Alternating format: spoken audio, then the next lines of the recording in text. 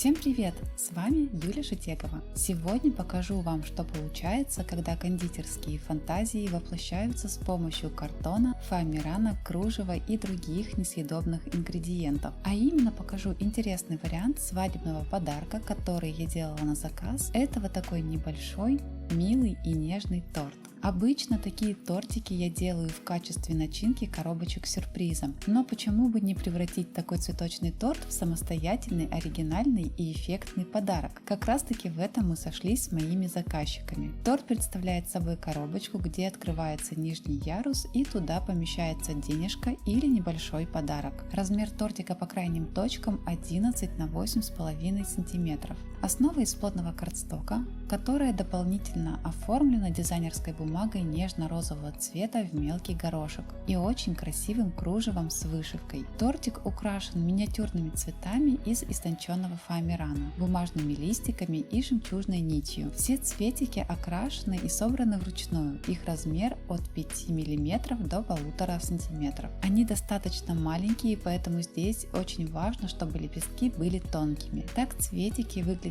утонченно и изящно. Как я говорила ранее, нижний ярус тортика открывается и туда можно поместить денежку или небольшой сюрприз.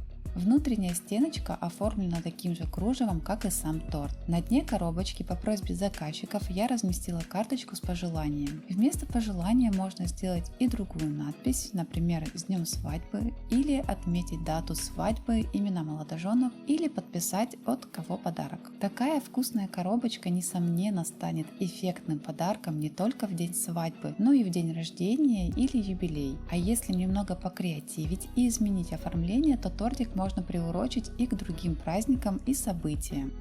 Сам тортик, как и все свои работы, я упаковала в отдельную красивую коробочку с бантиком. На мой взгляд, в этой упаковке торт еще больше напоминает настоящее кондитерское изделие. Кстати, на канале есть видео, где я оформляю подобный тортик, ссылка в описании. Если вам понравилось это видео, то поддержите его своими вдохновляющими лайками. Спасибо, что заглянули ко мне в гости и провели эти творческие минуты со мной. Солнечного вам настроения и вдохновения. До новых встреч!